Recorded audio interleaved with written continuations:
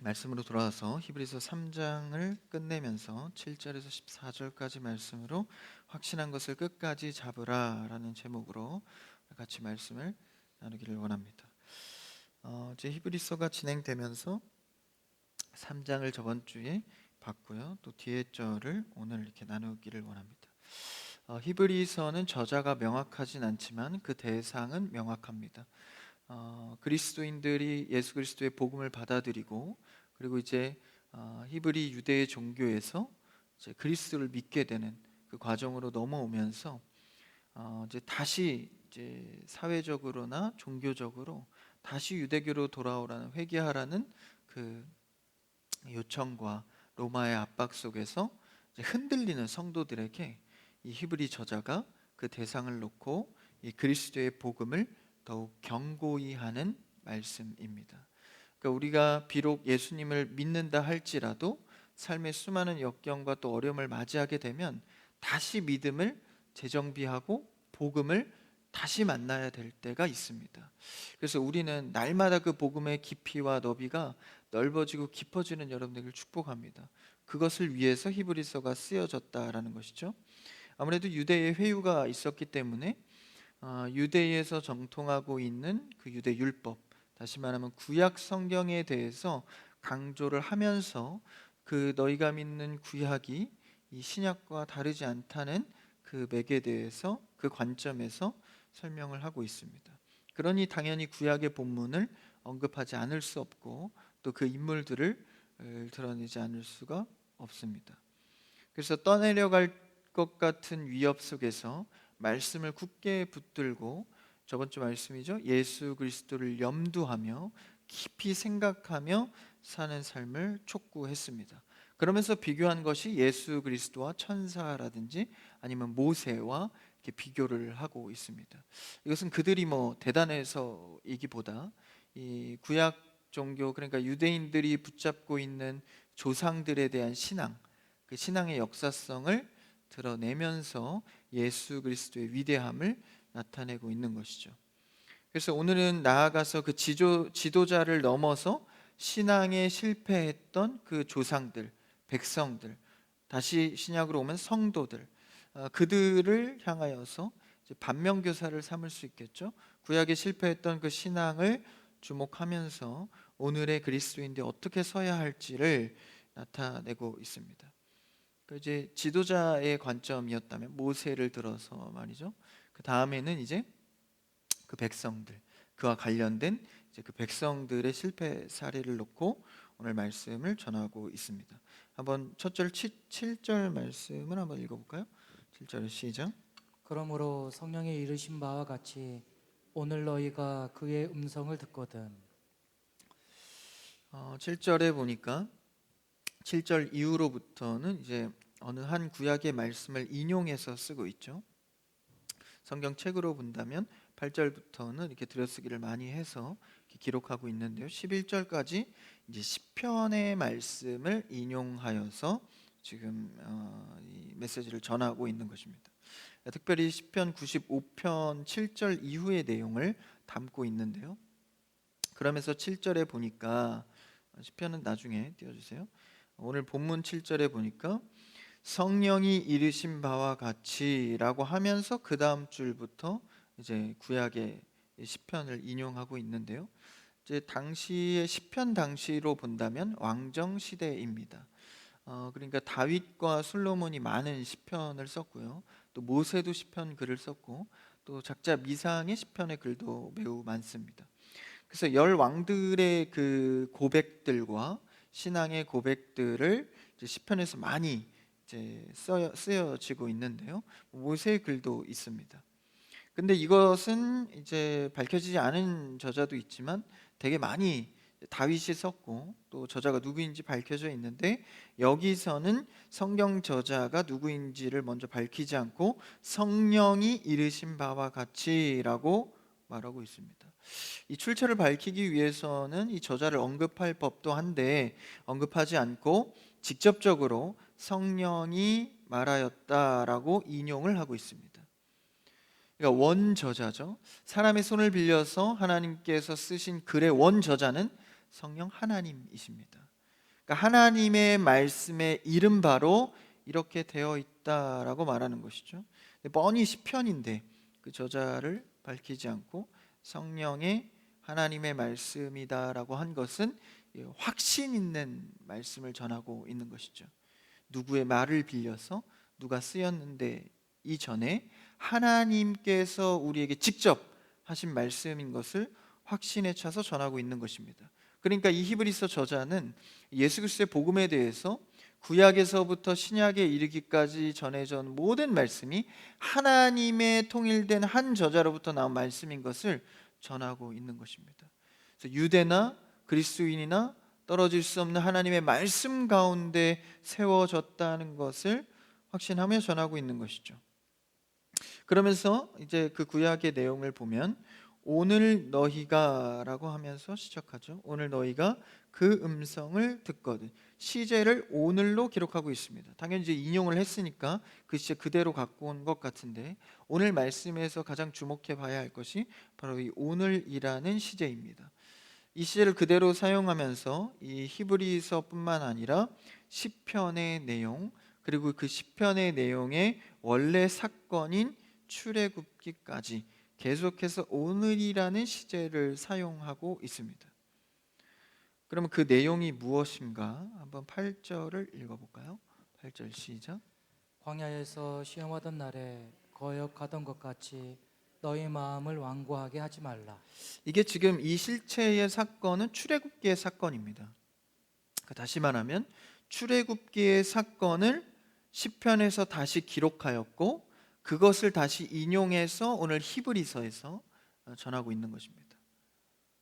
다시요, 헷갈리시죠? 출애굽기의 사건을 시편 기자가 기록을 했고 이것을 다시 한번 히브리서 신약에 와서 인용을 하고 있는 것입니다. 그럼 그 내용이 무엇입니까? 8절에 보니까 광야에서 출애굽 광야 40년의 사건을 말하는 거겠죠. 광야에서 시험하던 날에 그러니까 하나님께서 광야에서 그들을 의도적으로 이끌 때에 거역하던 것, 거역은 불순종을 말합니다. 이 여기서 말하는 이 거역이라는 것은 하나님에 대한 거역을 말하고 있는 것이죠. 하나님에 대한 거역을 하고 있던 것 같이 너희가 마음을 완고하게 하지 말아라. 이게 시편의 기록입니다. 그러니까 마음이 완고한 상태, 그것을 어느 사건을 빌려서 표현을 한 것이죠. 광야에서 그들이 불순종하던 상태를 말하고 있는 것입니다. 이거의 이제 실체는 출애굽기 17장에 나오는 광야의 사건인데요. 그 전에 이제 인용했던 원문인 시편 95편을 한번 우리가 직접 한번 읽어볼까요? 인용 구절이죠. 시편 95편 7절입니다. 같이요. 시작. 그는 우리의 하나님이시요 우리는 그가 가르치시는 백성이며 그의 손이 돌보시는 양이기 때문이라. 너희가 오늘 그의 음성을 듣거든. 여기서 그대로 나오고 있죠. 여기서부터 인용이 된 겁니다. 오늘 그의 음성을 듣거든. 여기서도 시제를 그대로 오늘이라고 표현하고 있죠. 그 다음 8절을 읽어볼까요? 시작. 너희는 무리바에서와 같이 또 광야의 마사에서 지냈던 날과 같이 너희 마음을 완악하게 하지 말지어다. 이 말씀이 무엇입니까? 광야에서 이제 이스라엘 백성들이 그 필수적인 요소죠. 물이 없으니까 막 모세를 죽이려고 하잖아요. 원망하면서 그때 하나님께서 물을 주셨던 그 불순종하고 원망했던 그들의 마음을 완악하다라고 표현을 하고 있는데 이것에 대한 사건을 시편에서 기록하고 있는 것입니다. 이것을 9절에서는 또 이렇게 말하고 있는데요. 9절 시작. 그때에 너희 조상들이 내가 행한 일을 보고서도 나를 시험하고 조사하였도다. 계속해서 이제 하나님께서는 이스라엘 백성들을 출애굽시킬 때 처음부터 기적이었고 계속된 하나님의 기적을 보여줍니다. 보여주는 이유는 하나님의 위대함을 보여주기보다 내가 너희와 상관되어 있다는 것을 계속 나타내 주는 것이죠. 하나님이 누구이시고 너희와 무슨 상관이 있는지를 보여주는 것입니다. 근데 그것을 보고서도 계속해서 하나님을 시험했다라는 것은 이제 하나님과 다투었다라는 것인데, 그러니까 하나님께 불순종했다라는 것이죠. 이 불순종, 불신앙을 말합니다. 하나님과 다투고 계속 시험하고, 그렇죠? 하나님을 믿지 못한 상태죠. 그 이유가 무엇입니까? 그 마음이 완악했기 때문이죠. 그 다음 절에서는 이렇게 또 말하고 있는데요. 95편 10절을 읽어볼까요? 시작. 내가 40년 동안 그 세도로 말미암아 근심하여 이르기를 그들은 마음이 미혹된 백성이라 내 길을 알지 못하였다 하였도다. 내 길을 알지 못한다라고 표현을 하고 있습니다. 그러니까 그들이 마음이 완악하여서 하나님을 계속 시험하고 믿지 못하고 보여주었음에도 믿지 못하고 계속해서 마음이 완고해져 있는 것, 그래서 결국 하나님에 대한 의도를 계속 알지 못하는 그런 모습을 보였다라는 거예요. 그러니까 이것이 신약에 지금 히브리인들에게 왔을 때, 개종한 그리스도인들에게 왔을 때 같은 상황이다라는 거예요. 그래서 시제를 오늘로 계속 쓰고 있는 것입니다. 이것이 현재 우리의 신앙을 살아가고 있는 오늘날에도 우리에게 적용할 시제인 것이죠. 우리가 마음에 완고하여서 하나님의 방식대로 인도하는 것을 따르지 않는 것, 이것을 불신앙이라고 하는데, 그래서 하나님의 의도를 이해하지 못한다라는 것이죠. 마음의 미혹 때문에, 마음의 완고함 때문에. 그래서 조금 쉽게 말하면 마음의 욕심 때문입니다. 어떤 욕심일까요? 많이 먹고 싶은 거, 많이 가지고 싶은 거, 뭐 이것도 욕심일 수 있겠지만 그것보다 한 차원 더 앞으로 간다면 우리의 이기심입니다. 그러니까 신앙생활을 철저하게 내 중심으로 하다 보니까 내가 원하는 것에 대부분 집중돼 있죠. 여러분 기도 제목을 한번 살펴보십시오. 대체적으로 나에게 집중된 퍼센트가 90% 이상이다라고 한다면 내가 하나님의 음성을 들으면서 이 제목을 설정하고 있는 것인가? 말씀의 감동으로 기도하고 있는 것인가? 아니면 그냥 내가 원하는 것을 나열해서 혹시 내 마음의 미혹을 받아 내 마음이 완고하여 주께 나아가고 있는 것은 아닌지 살펴야 한다는 것이죠. 만약에 그렇다면 하나님의 방식에 순종이 안 되는 거죠. 그 인도가 알지 못하는, 이해하지 못하는 상황이 이를 수 있다라는 것이죠. 그래서 마음의 미혹 때문에, 마음의 욕심 때문에 하나님으로 충분하지 못하다라고 생각하게 되는 것입니다. 그래서 늘 이 나의 생각 속에 만족감이 없는 것이죠. 그래서 시편에서 내 길을 알지 못했다. 여기서 내 길, 나는 누구죠? 하나님을 의미하죠. 내 길, 하나님의 길을 알지 못했다. 계속 보여주려고 하고 보여주고 또 알게 하려고 모세를 통해서 가르쳤지만 계속 따르지 않죠. 마음의 미혹 때문입니다. 여러분, 우리는 내 자신, 내 위주의 신앙생활을 넘어서 하나님의 의도를 알아가는 여러분의 신앙이 되기를 축복합니다. 그래서 계속해서 미혹받는 마음의 욕심을 내려놓으시고 비워내시고 하나님 앞에 나아가야 합니다. 그러니까 이것이 내 욕심의 만족인지 하나님께서 원하시는 의도의 방향인지를 살펴야 하는 것이죠. 그러니까 잘못하면 하나님과 완전히 다른 생각을 하면서 신앙인이라고 살아갈 수 있다라는 것입니다. 이 무리바와 마사, 이 물레는 대표적인 사건이죠. 이 물이 없다고 하나님께 불순종하고 다퉜다라는 표현의 사건입니다. 그들의 이 한번 구약으로 다시 돌아가서 이 그들의 상황을 한번 생각해 보면, 하나님께서 그들을 처음에 구원할 때 유월절 어린 양 피로 문설주에 그 피를 바르고 지나가는 은혜, 그러니까 구원의 은혜를 입게 되죠. 그것이 이제 하나님과 언약 맺어진 시작입니다. 그게 나중에 신약으로 와서는 예수 그리스도의 보혈의 피죠. 그래서 그를 통하면, 그리스도를 통하면 심판이 지나간다. 그것이 이제 아브라함 때부터 약속되어진 이스라엘 백성의 약속입니다. 그래서 그 심판이 지나감을 통해서 이제 관계가, 그 언약이 시작된 것이죠. 그 다음에 나오는 뭐 홍해가 갈라지고 만나 매출하게 내리는 기적들은 사실상 이 구원이 이미 돼놓고 그 다음에 하나님을 알아가는 과정입니다. 우리 신앙생활도 그렇죠. 하나님이 우리를 부르시고 태초부터 이름을 정하시고 그 다음 하나님을 알아가는 것입니다. 물론 이제 우리의 시간의 한계 속에서는 알아가면서 믿는 것 같지만 실제 하나님 입장에서는 정해놓고 우리를 부르시고 그 다음 사역하는 것이죠. 그러니까 홍해의 그 백성들도 홍해를 건너는 순간 구원된 것이 아니라 사실 이미 하나님의 언약 백성으로 선택이 된 것이죠. 그래서 그들은 그 홍해의 구원의 감격으로 건너가서 또 그 뒤에 오는 수많은 그 애굽 군사들이 이제 물에 수장되게 되죠. 그 장면을 지켜봤을 때 여러분, 이것이 이제 글로 읽으니까 좀 잘 상상이 안 되는데, 그 모세의 글에 보면 땅이 물이 갈라져서 땅이 말랐다고 되어 있습니다. 이제 구체적이죠. 물이 갈라져서 건넜다가 아니라, 사실 물이 갈라지면 질퍽하잖아요. 갯벌처럼 말이죠. 그들은 짐도 있었을 거고 아이들도 있었을 거고 뭐 짐승들도 있었을 텐데, 그 질퍽한 땅을 뒤에서 군사가 따라오는데 어떻게 빠르게 지나갈 수 있겠어요? 그래서 물이 마른 것까지, 그러니까 하나님의 의도적으로 물을 갈라서 말라서 지나가게 하셨죠. 그 감격의 순간, 그 걷는 순간을 한번 생각해 보면 어떨까요? 그 직전에는 어떻게 했죠? 그 갈라지기 직전에, 갈라지기 직전에는요, 이 모세를 죽이고자 했습니다. 차라리 우리가 애굽에서는 매장지나 있었지, 무덤이라도 만들 수 있었지, 지금 여기서는 바다 앞에 다 죽게 생겼구나. 그래서 모세를 원망하죠. 차라리 돌아가는 게 낫겠다.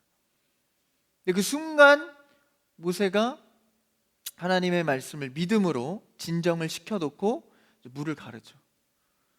그때 그 수백만의 사람들이 무슨 얘기를 했을까? 그 길을 건너면서, 야, 나는 모세한테 뭐라고 한 건 아니야, 혼잣말이었어. 야, 너가 좀 많이 심하게 그러지 않았냐? 결국 이렇게 될 것을, 참 우리가 부끄럽다, 이러면서 가지 않았겠어요?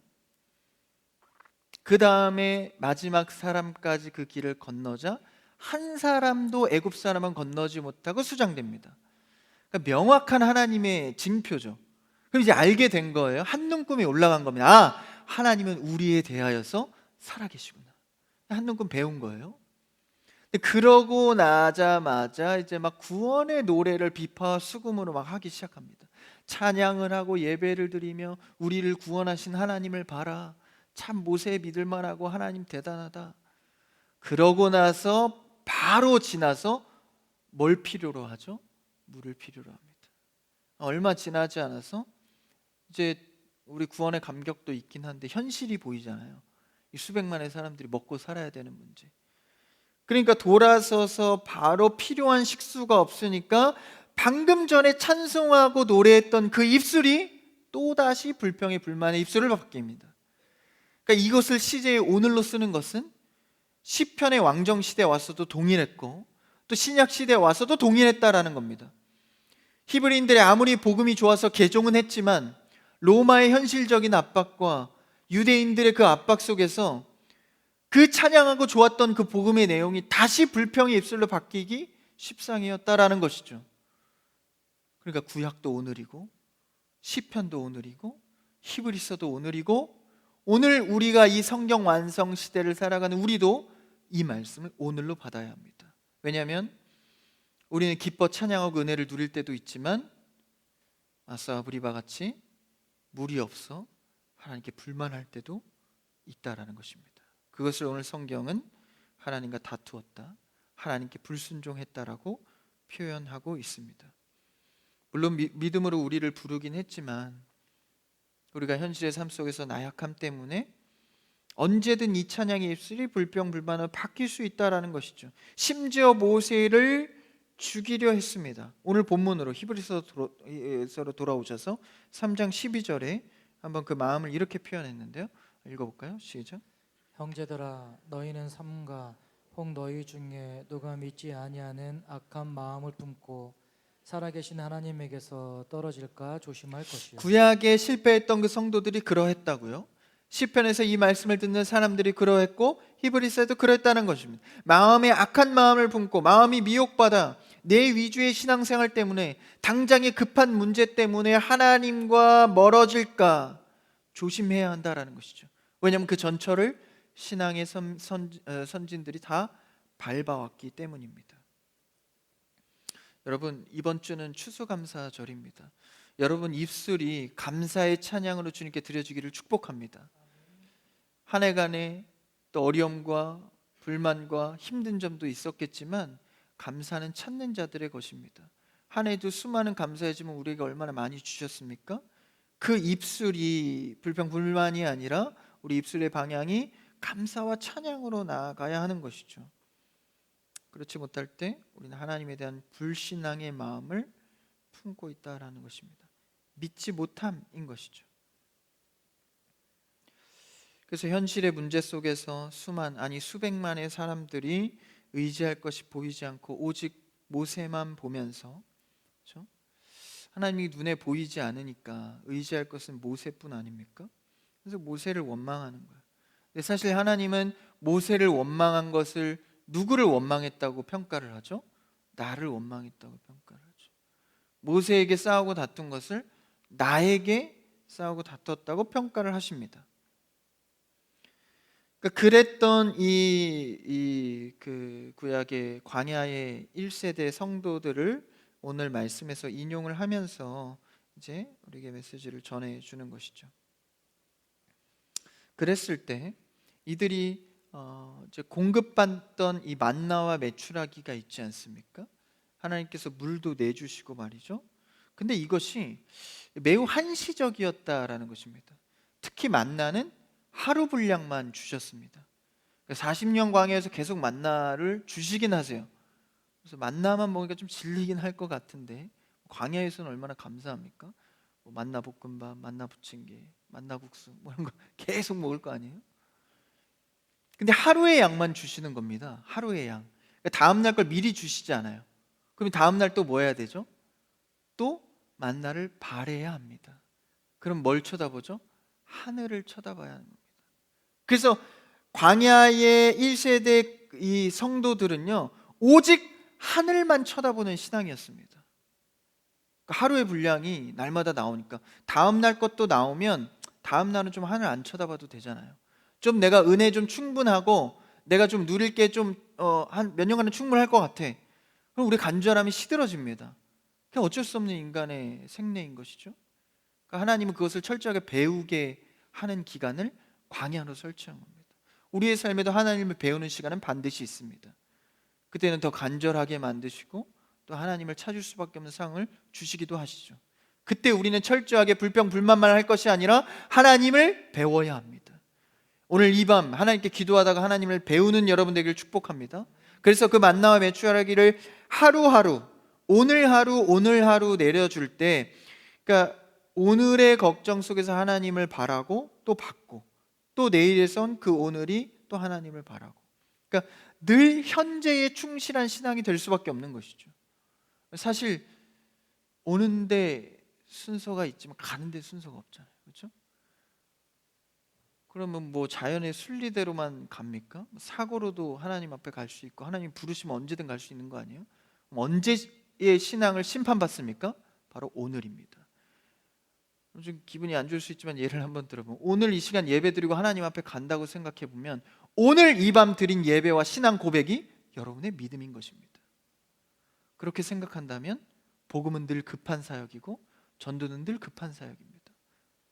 그랬을 때 오늘에 공급되는 은혜를 충분히 누리지 못하면 우리는 늘 불안한 것이죠. 그래서 40년의 광야 생활에서 매일매일 공급해 주면서 오늘도 책임지시네, 오늘도 책임지시네, 40년을 끄신 겁니다. 그러면서 날마다 나는 너와 함께 있음을 드러낸 것이죠. 그래서 7절의 말씀에 보니까 오늘 말씀 본문 7절 다시 앞으로 들어가서 그러면서 성령이 이르신 바와 같이 오늘 너희가 그의 음성을 듣거든 이렇게 말하고 있죠. 여러분, 우리는 오늘 하나님의 음성을 바라고 들어야 합니다. 그래서 오늘 우리에게 주어진 만나로 감사하고 찬양하는 것이죠. 그것을 듣거든 내 기준으로 듣는 게 아니라요, 하나님께서 오늘 나에게 주실 것이 무엇인가? 나는 뭘 듣기 원하죠? 오늘 들은 걸로 평생 사는 거 좋잖아요. 보장된 인생 뭐 이런 거 좋지 않습니까? 오늘 받은 은혜로 좀 평생 좀 흔들리지 않고 믿음 강하게 해주세요 뭐 이런 거 좋아하잖아요. 근데 하나님은 절대 그런 방법을 쓰지 않습니다. 오늘 나에게 주실 말씀, 여러분 우리에게 오늘 주어질 은혜와 믿음을 붙드는 여러분 되길 축복합니다. 내 기준이 아닌 하나님의 기준에서 말이죠. 하나님은 날마다 우리에게 주시고 우리는 듣게 됩니다. 근데 교만하여서 자기의 지혜인 줄 알고 자신의 어떤 많은 것들을 더 가지려 하는 것이죠.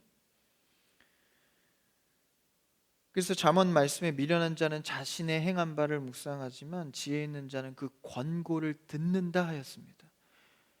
여러분, 오늘 이 시간 하나님의 말씀을 듣는 여러분 되기를 축복합니다. 그래서 그 오늘의 표현을 많이 쓰고 있어요. 7절에서도 오늘 너희가 그의 음성을 듣거든 이라고 표현하고 있죠. 그리고 13절 밑으로 오늘 본문에 내려오면 오직 오늘이라 일컫는 동안에 매일 피차 권면하여 너희 중에 누구든지 죄의 유혹으로 완고하게 되지 않도록 가라. 오늘 말입니다.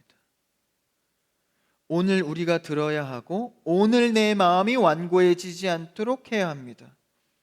이것이 시편에서 더 앞서는 출애굽기에서 계속 이 시제를 통하여서 오늘 우리가 듣기를 원하는 것이죠. 오늘 성경을 한번 또 찾아가 볼까요? 오늘 구약을 좀 봐야 되니까 계속 출애굽기 17장, 이게 바로 이제 우리가 오늘 말씀에 인용된 시편의 실제 사건이 되겠죠. 성경책이 있으시면 좀 찾으면 더 도움이 될 것 같아요. 출애굽기 17장 1절에서 7절까지입니다. 좀 분량이 있지만 한 절씩 나눠서 읽어볼까요? 방금 우리가 받은 말씀의 내용입니다. 한 절씩 나누죠. 이스라엘 자손의 온 회중이 여호와의 명령대로 신광야에서 떠나 그 노정대로 행하여 르비딤의 장막을 쳤으나 백성이 마실 물이 없는지라. 백성이 모세와 다투어 이르되 우리에게 물을 주어 마시게 하라. 모세가 그들에게 이르되 너희가 어찌하여 나와 다투느냐? 너희가 어찌하여 여호와를 시험하느냐? 모세와 다투고 시험한 것을 여호와와 다투고 시험했다고 말하죠. 그 다음 3절 제가 읽겠습니다. 거기서 백성이 목이 말라 물을 찾으매 그들이 모세에게 대하여 원망하여 이르되 당신이 어찌하여 우리를 애굽에서 인도하여 내어서 우리와 우리 자녀와 우리 가축이 목말라 죽게 하느냐? 모세가 여호와께 부르짖어 이르되 내가 이 백성에게 어떻게 하리이까? 그들이 조금 있으면 내게 돌을 던지겠나이다. 여호와께서 모세에게 이르시되 백성 앞을 지나서 이스라엘 장로들을 데리고 나일강을 치던 내 지팡이를 손에 잡고 가라. 내가 호렙산에 있는 그 반석 위 거기서 내 앞에 서리니 너는 그 반석을 치라. 그것에서 물이 나오리니 백성이 마시리라. 모세가 이스라엘 장로들의 목전에서 그대로 행하니라. 그가 그곳 이름을 마사 또는 느리바라 불렀으니, 시편에 나온 말씀이죠. 이는 이스라엘 자손이 다투었음이요 또는 그들이 여호와를 시험하여 이르기를 여호와께서 우리 중에 계신가 안 계신가 하였음이더라. 결국 그들의 속내는 무엇이었습니까? 하나님이 정말 우리 책임지시는 거 맞냐? 당장 그럼 물을 내봐라. 여러분, 이런 시험 우리도 많이 하지 않습니까? 하나님 살아계시면, 나 사랑하시면 지금 이 문제 당장 해결해 주세요. 내 기준과 내 때와 내 방법에 맞춰서 해주세요. 하나님의 의도와 이해와 생각은 뒷전입니다. 그럼 하나님은 꿈도 뒷전이죠. 당장 내 것이 이루어지면 하나님이고 안 이루어지면 하나님이 아닌 게 돼버리는 것입니다. 여러분의 신앙의 방향은 어디로 흘러가고 있습니까? 시편이나 출애굽이나 히브리서 유대인들이나 동일한 문제에 걸려 있다라는 것이죠. 오늘날 우리도 피해 갈 수 없습니다. 오늘날 혹시 나는 하나님을 믿는다 하면서 하나님을 시험하고 있는 것은 아닌지, 물을 내라, 음식을 내라 하며 하나님을 시험하고 있는 것은 아닌지, 우리가 진짜 필요한 것은 무엇입니까? 오늘 하루 하나님께서 나에게 원하는 것이 무엇이고 나에게 주신 말씀으로 내가 어떻게 살아가야 할 것인가, 오늘 집중된 하나님 앞에서의 삶입니다. 그래서 우리의 마음이 뭐하지 않도록요? 완고해지지 않도록. 그래서 모세, 나아가 여호와와 다투지 않도록 하는 것이죠. 하나님의 관계가 완고해지는 것이 아니라 가까워지는 여러분 되길 축복합니다. 그래서 광야에서 배우는 것이죠. 하나님과 나와 관계가 어떠한지를. 그래서 시제가 시편의 오늘, 히브리서 오늘로 집중되어지고 있습니다. 그래서 출애굽이나 우리 오늘날의 삶의 본질은 같다라는 것이죠. 히브리 사람들도 마찬가지죠. 그래서 이러한 자들이 생각해야 될 것, 염두해야 할 것은 무엇입니까? 더 앞서 돌아가서 우리가 광야에 왜 왔지? 애굽에서 그토록 하나님께 부르짖어서 우리 좀 구원해 달라고 했던 기도, 그리고 유월절 어린 양의 피로 구원받아서 홍해를 갈랐던 그 기적, 그런 것들을 벌써 잊어버리고 있는 거예요. 그러니까 뭐 그 장면을 한번 또 볼까요? 출애굽기 14장 조금 앞으로 가시면 14장 10절에서 14절 말씀에 그 홍해 앞에 선 백성들과 이제 모세의 장면이 나옵니다. 10절에서 14절까지 한 절씩 나눌까요? 시작. 바로가 가까이 올 때에 이스라엘 자손이 눈을 들어 본즉 애굽 사람들이 자기들 뒤에 이른지라. 이스라엘 자손이 심히 두려워하여 여호와께 부르짖고. 그들이 또 모세에게 이르되 애굽에 매장지가 없어서 당신이 우리를 이끌어내어 이 광야에서 죽게 하느냐? 어찌하여 당신이 우리를 애굽에서 이끌어내어 우리에게 이같이 하느냐? 당장 죽일 기세죠. 우리가 애굽에서 당신에게 이른 말이 이것이 아니냐? 이르기를 우리를 내버려 두라. 우리가 애굽 사람을 섬길 것이라 하지 아니하더냐? 애굽 사람을 섬기는 것이 광야에서 죽는 것보다 낫겠노라.